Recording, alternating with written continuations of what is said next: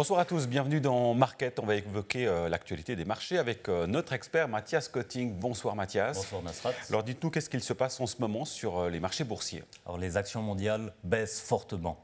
On est actuellement environ moins 15% de performance. Donc depuis un mois et demi, on a une très forte baisse, environ 6 semaines consécutives dans le rouge, et ça c'est quelque chose de rare. Et pourquoi ça baisse?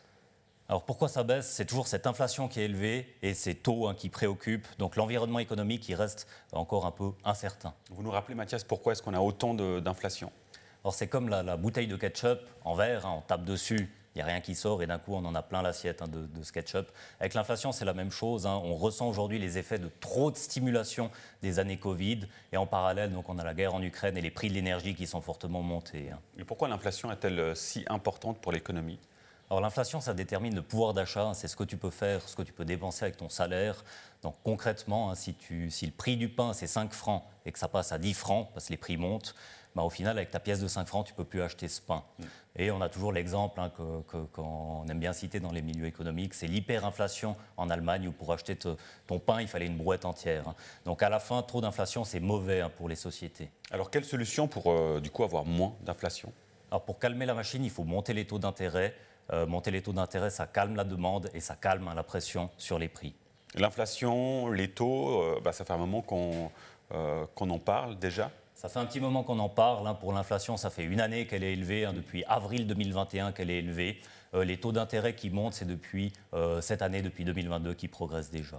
Mais alors pourquoi est-ce que les marchés baissent aussi fortement si finalement il n'y a rien de nouveau? Alors quand le verre il est rempli à moitié, on sait bien, on peut le voir à moitié vide ou à moitié plein. Donc d'un point de vue économique, la situation n'a pas changé aujourd'hui par rapport à il y a 1 ou 2 mois en arrière.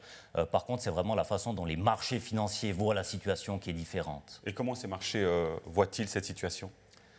Donc il y a 1 mois en arrière, les bourses, elles voyaient le verre encore à moitié plein, c'est-à-dire pas de souci pour la croissance économique malgré l'environnement actuel.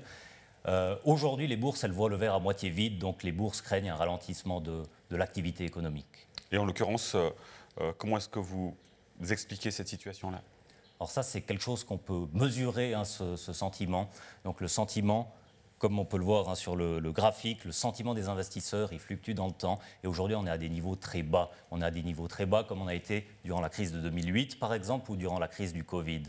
Donc, en un mot, c'est vraiment le pessimisme qui domine au niveau des bourses à l'heure actuelle. Et comment est-ce qu'on peut comprendre cela?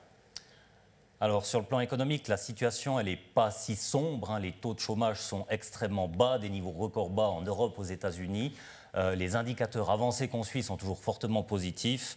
Donc c'est vraiment, il faut bien le comprendre, c'est le sentiment qui est très fort, négatif. Et cet environnement-là, ça peut représenter une opportunité d'achat. Et si je n'ose quand même pas investir aujourd'hui? Alors la meilleure solution, c'est de le faire progressivement. Ça signifie qu'on investit un montant constant, tous les mois, tous les trimestres ou une fois par année par exemple. Et l'avantage de faire ça, c'est qu'on investit pas à pas et on lisse les prix d'entrée au niveau de la rentrée dans les investissements sur les marchés. Merci Mathias Kotting, merci à vous. On se retrouve très vite pour un nouveau numéro de Market.